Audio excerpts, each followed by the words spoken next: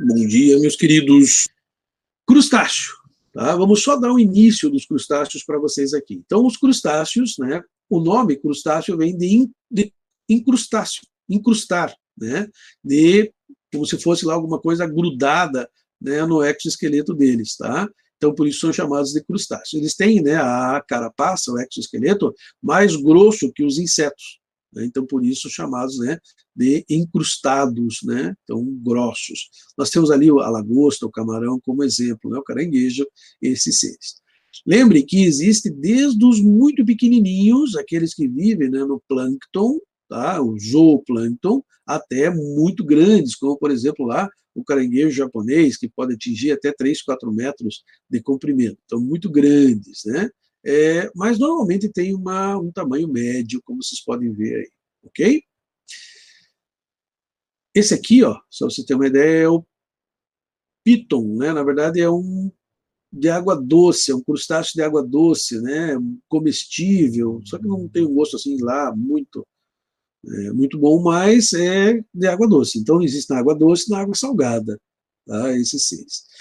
Existe um crustáceo de terrestre, que é o tatuzinho bola, aquele que está embaixo de pedras e troncos muito pequenininhos, e que você bate nele e ele vira uma bolinha. Ele é um dos poucos crustáceos terrestres que nós temos. Mas vamos ver as características básicas para a gente se localizar, tá?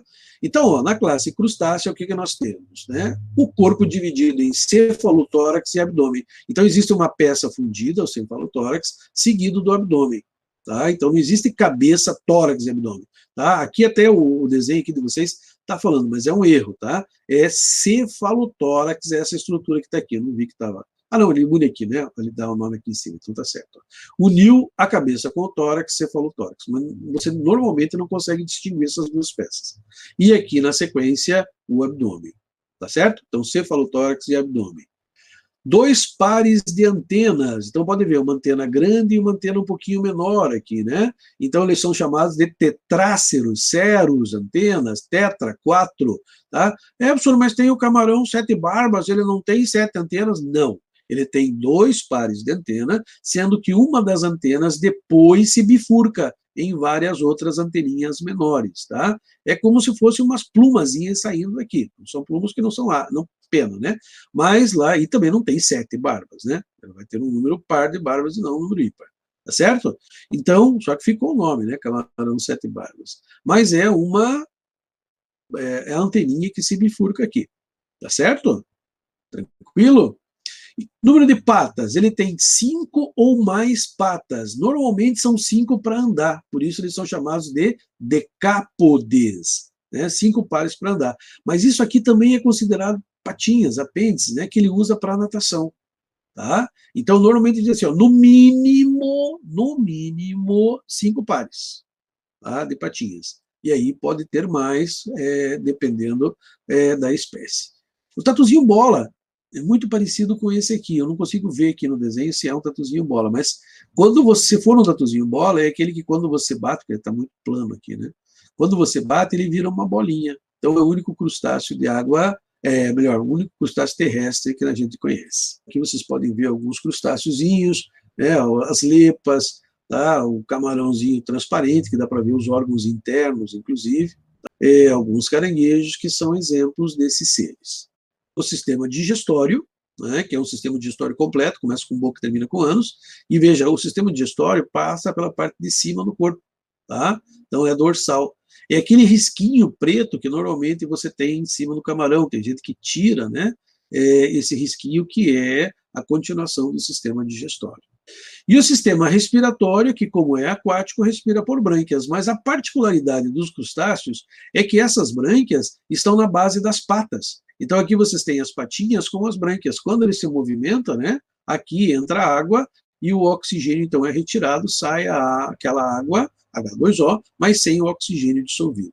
Então as brânquias estão localizadas nas perninhas. Dos crustáceos microscópicos é a respiração ecutânea. Aqui vocês estão vendo um exemplo, né, de um crustáceo microscópico.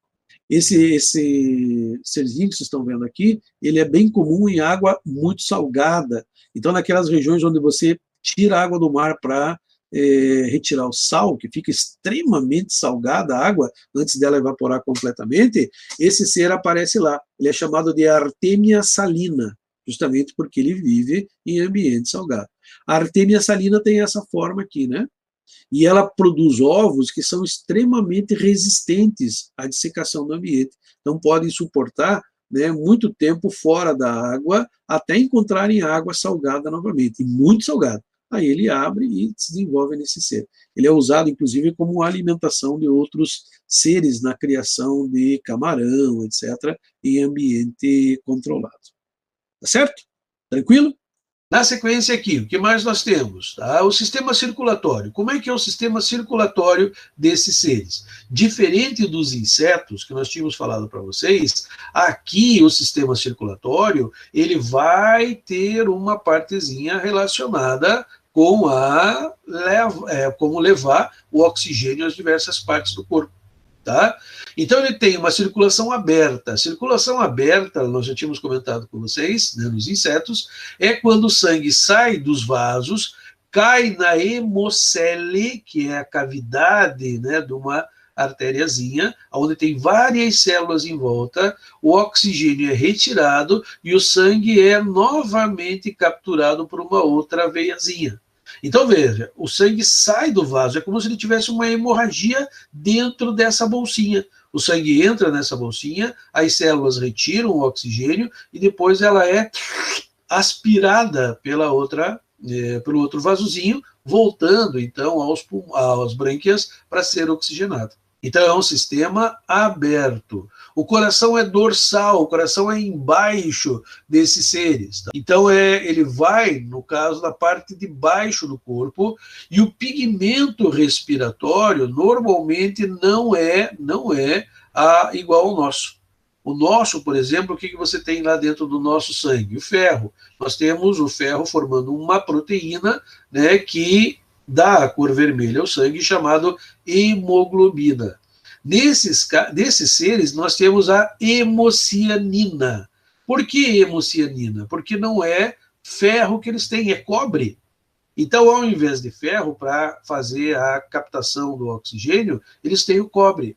E o cobre dá uma cor azulada ao sangue desses seres. Então, eles têm o sangue azul, tá? Justamente por causa da hemocianina. Tá certo? Tranquilão? Sistema excretor. Sistema excretor é característica desses seres, é feita pelas chamadas glândulas verdes. As glândulas verdes se encontram na base das antenas do ser. Então, elas também são chamadas de glândulas antenais. Então, elas ficam localizadas aqui, ó. Eu acho que está melhor para vocês verem aqui. Tá? A glândulazinha verde ali, tá vendo? Então, aquela glândulazinha verde ali, né, que está aqui, mas ela tem um prolongamento que vai até a anteninha lá, dos seres, que não aparece aqui no desenho, né? O desenho também é de lado. Está na base das antenas. É por isso que a maioria das pessoas não come o exoesqueleto dos camarões. Você tira o que a gente chama de cabeça, né, que na verdade não é bem certo falar cabeça do camarão, né, porque é a fusão da cabeça com o tórax, tá? Então, o cefalotórax, a pessoa tira e come a parte do abdômen, né? Então, você tira essa parte que tem as perninhas, justamente porque as glândulas excretoras, a glândula verde, que você está vendo aqui no detalhe, né? A glândula verde se localiza ali naquele local. Então, ela tem ali a partezinha que capta os catabólicos, os elementos nitrogenados, e empurra eles para uma bolsinha que tem lá perto da anteninha. E por lá ele excreta. Então, ele faz xixi pelas antenas, perto da antena. Né? Faz xixi na própria cara dele. Né? Então, é a maneira que ele tem de se livrar dos excretas. Então, os crustáceos têm esse tipo de excreção. Tranquilinho? Ó, qualquer dúvida, vamos pondo lá no chat que depois a gente responde para vocês, tá? Sistema nervoso. Como é que é o sistema nervoso desses seres? Né? O sistema nervoso é ganglionar ventral. Ganglionar ventral, você já sabe, são gânglios, pares de gânglios, como se fossem cérebros primitivos, e ventral. Por quê? Porque vão pela parte do ventre, vão pela parte de baixo do animal. Né? e aí vão inervando lá todo o corpinho do ser. Então ele tem sensibilidade, ele sente dor, ele tem uma série de coisas parecidas com o nosso, né? As antenas que servem para sentir cheiro, para tatear o ambiente, né? Então tudo isso tem que ter, né, um sistema nervoso mais sofisticadinho. E esse sistema nervoso mais sofisticado faz com que ele consiga sentir as coisas no ambiente, sentir o ambiente em torno dele, tá? Sistema reprodutor. Como é que é a reprodução dos crustáceos? A reprodução dos crustáceos é um pouquinho diferente dos insetos, porque a maioria deles são dioicos, tá? Então, dioicos, duas casas, onde existe o macho e a fêmea, mas algumas podem ser monóicas, tá? Ou seja, terem os dois sexos. Normalmente, quanto mais primitiva, né, eles vão cair nessa partezinha aqui dos monóicos. Tá? Então, dioico, sexo separado, existe o macho, existe a fêmea. A fecundação é externa. O que é a fecundação externa?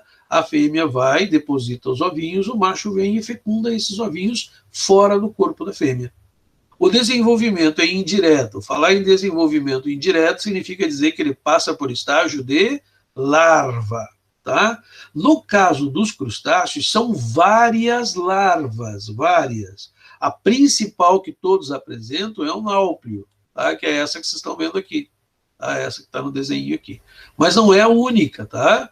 No caso do camarão, dependendo do estágio de desenvolvimento que ele se encontra, nós vamos ter larvas diferentes.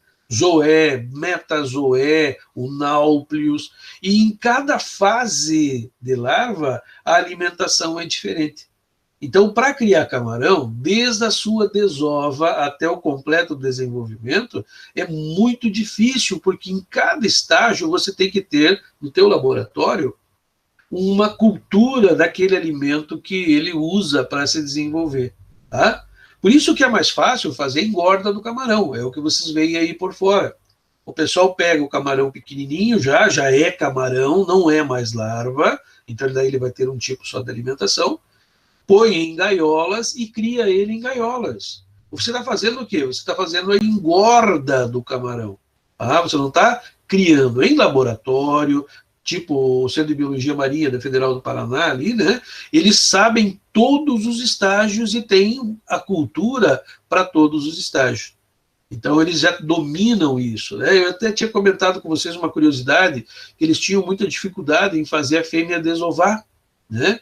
Porque quando você capturava o camarão, a fêmea, e queria que ela desovasse em laboratório, ela não desovava, ela estava às vezes até ovada, cheia de ovos. Mas como ela foi capturada e posta em um ambiente fechado, ela absorvia os ovinhos e não desovava. E aí eles descobriram como fazer, né, com que a fêmea desovasse. Descobriram que se você cortasse um dos olhos dela, né, um dos olhos pedunculados que ela tem, né, que o camarão tem, a fêmea achava que estava morrendo. Né? E quando ela achava que estava morrendo, por instinto ela desovava. Ô, professor, mas não é uma judiação cortar o olhinho lá, né, da fêmea? É uma judiação, mas lembre que quando ela sofrer a muda ou ecdise, quando ela trocar, né, a sua carapaça, o seu esqueleto externo, o olhinho vai voltar de novo. Tá? Então é só uma fase, mas era a maneira, ou é a maneira que eles têm de fazer ela desovar. E aí, né, com milhões de ovinhos, você faz a cultura, vai criar lá os filhotinhos até ele ter o seu desenvolvimento completo. E até amanhã. Um abraço no coração de vocês. Até mais, tigradinha!